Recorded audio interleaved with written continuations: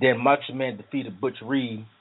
Greg Valentine defeated Ricky the Steamboat Dragon, which I would have wished that Ricky the Steamboat Dragon would have won, so they got the rematch of their iconic match from the year earlier, WrestleMania 3, for the Intercontinental title.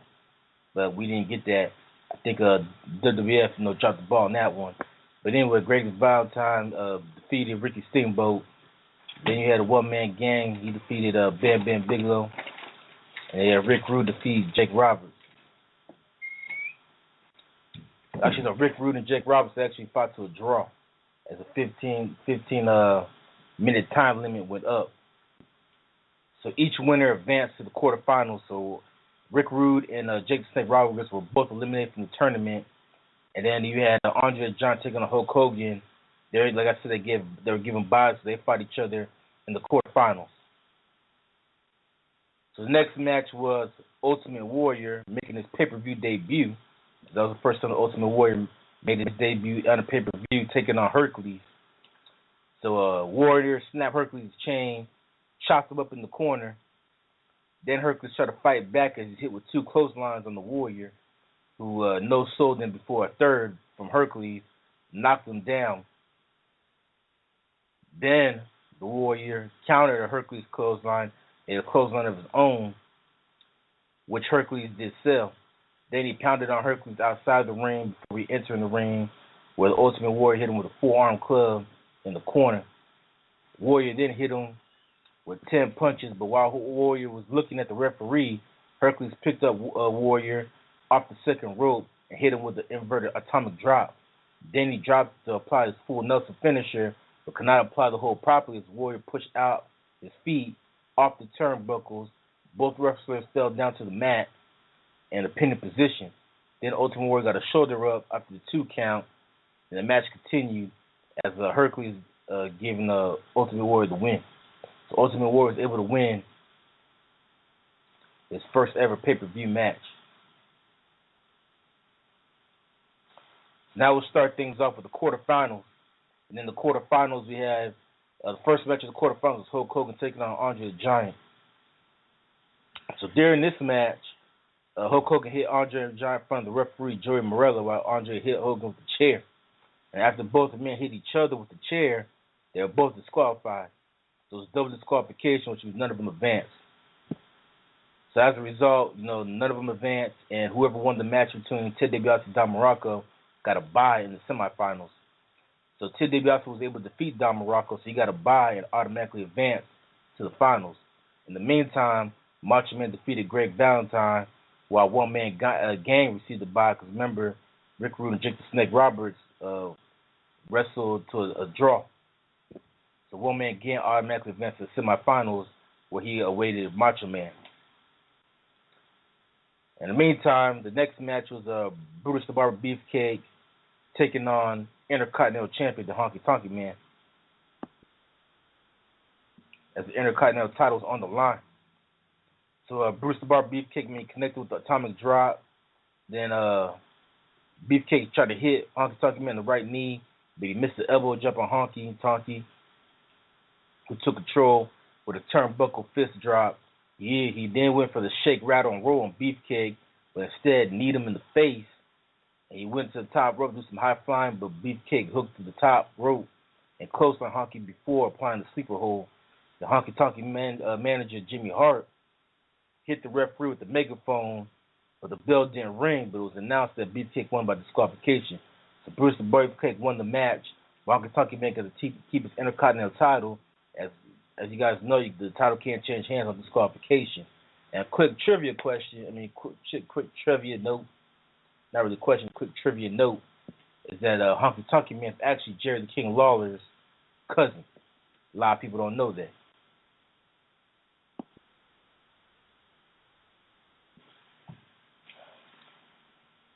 So next match you had the Islanders taking on the British Bulldogs. And the Islanders was between Haku and Tama, between the British Bulldogs, Davey Boy Smith, and Dynamite Kid, also Coco Beware. So Dynamite landed some quick hits on Tama, who tried to shake hands with Dynamite. The catapulted Tama over the top ropes. Then Davey Boy Smith tagged in, but he could hit the elbow drop on Thomas. He missed. Then Thomas was able to attack in Haku, and Davey Boy Smith hit the flying cross body on Haku for a near fall, as Smith went for another pin, but Haku kicked out. Then Haku hit an arm wrench and tagged Tama, but Tama grabbed Smith's arm and came out of it with a military press slam. Then Tama tagged in Haku, put Davey Boy in the backbreaker, but Smith flipped out of control and tagged in Coco Beware. And so he hit Haku with a missile drop kick and a Frankensteiner, but then a Dynamite kick tagged in and closed on Haku, which ran out of the big boot. Then he tagged and stopped Dynamite before tagging in Tama. But Tama hit the back body drop on Dynamite Kid but missed the big splash. Then Tama tagged Haku while Dynamite tagged in Coco Beware. And then Heenan tagged in but was drop kicked in the corner by Coco Beware, who the Islanders attacked. And this brought the Bulldogs to enter the ring, and all 6 men brawled in as the referee sent the Bulldogs to the corner while the Islanders picked up Heenan and threw him on top of Coco as Bobby Heenan got the pinfall, and then the Islanders and Bobby Heenan was able to win the match. So in the lone semifinal match, you had the Macho Man taking on the one-man gang. Remember, Ted DiBiase got a bye and automatically advanced to the finals due to Hulk Hogan and Andre the Giant with a double disqualification. So Macho Man hit the hot spot on the one-man gang before one-man gang began his powerful moves, and he overpowered Savage before he missed a big splash. Then he fell to the outside as Macho Man contacted a double axle handle, diving double axle handle. Then Macho Man went for the scoop scam, but then one of the gang's manager, Slick, began taunting Miss Elizabeth. So she climbed to the apron to stay away from him, and Slick jumped onto the apron and handed the OMG his cane. OMG, one man gang, his cane, and using his cane to disqualify him, awarded Macho Man the match. So OMG, aka one man gang, got disqualified for using Slick's cane. So because of the win, Macho Man advanced to the finals where he'll face Ted DiBiase for the WWF title. So the next match was of the Strike Force, the team of Tito Santana and Rick Martel, taking on the WWF Tag Team Champions Demolition, Axe and Smash. So Smash nailed Martel before both teams began to brawl in the ring. Then the Strike Force hit Smash with a double back elbow and a near fall. Then Santana applied an armbar on Axe before Martel tagged in and applied an armbar on Axe. But Axe headbutted Santana. Then Axe tagged in, hit a low Irish rip, and then Santana hit a flying forearm smash on interference smash and tagged in Martel, who drop kicked both Axe and Smash a number of times to apply the Boston Crab on Smash. And then Santana grabbed Mr. Fuji onto the apron, allowing Axe to get his manager's cane. But then he nailed Martel with it, and Smash covered Martel for the pin. And as a result, Demolition were able to retain the WWF Tag Team Championship. So now on to the main event. And the main event was the tournament finals between Macho Man versus Ted DiBiase. The winner becomes WWF champion. So Macho Man was tired because Macho Man was the only wrestler to fight in all 3 rounds. And so Ted DiBiase with a bye, in the semifinals was the fresher wrestler. So Ted DiBiase dominated most of his match, and then Randy Savage made a comeback, and he tried to hit the Savage elbow on Ted DiBiase, but Ted DiBiase moved out of the way, and he applied the $1 Million Dream on Macho Man, with the referee distracted due to interference by Andre the Giant.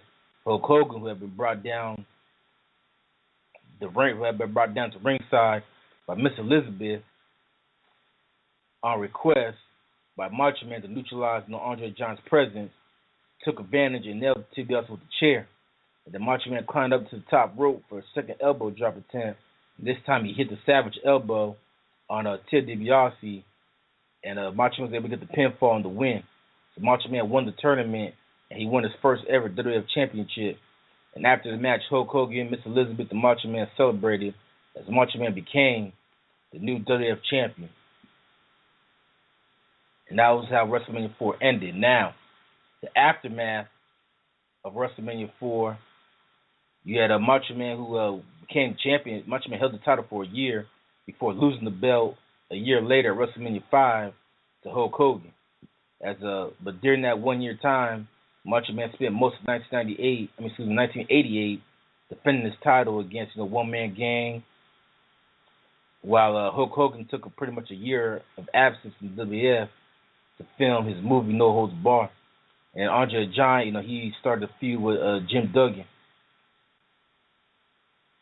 And Macho Man also continued his feud with Ted DiBiase over the WWF Championship. So overall, I like WrestleMania 4. I like the tournament aspect of it. I know WrestleMania 4 got a low rating. I think they got rated like 5 out of 10. I disagree with that. I rank it as my third favorite WrestleMania of all time. To me, it was a great pay-per-view. I enjoyed the tournament. Some of the matches, I didn't like all the buys though. I felt like they could have more quality matches. But for what it was great. The main event to me was great. The Macho Man vs. Ted DiBiase put on the show. But it was a lot of quick matches. I don't think no match went over 10 minutes. So it was just one of those quick match pay-per-views where because of the tournament, every match was quick and done quickly, but I think it was effective. And just like Survivor Series '98 is one of my all-time favorite pay-per-views because it was the same thing at the tournament. And to me, I don't know, I just love the tournament. I just love the whole aspect of the tournament, not knowing exactly how the story's going to play out. And I think that's the way it goes. So a lot of times you can kind of get a feel of who's going to win the belt. But when the tournament situations like this, going into it, you could have probably put your money on Hulk Hogan winning the tournament. But instead they blindsided you with Macho Man winning it. And just like in Survivor Series '98, the tournament, you thought Stone Cold was going to win. Instead it was The Rock. In 2001 when they had the tournament for the vacated Undisputed Championship, everybody thought it was going to be Rock or Austin winning that. Instead they shocked you with Chris Jericho. So I just like the aspect of the tournament because when we have a tournament situation, it can go either way. So I rank WrestleMania 4 as my all-time favorite. Well, not all-time favorite, but my third. I reckon the third greatest of all time. So we're going to take a quick break, and then we're going to discuss which WrestleMania ranks at number 2 as we're getting closer and closer to find out who's number 1.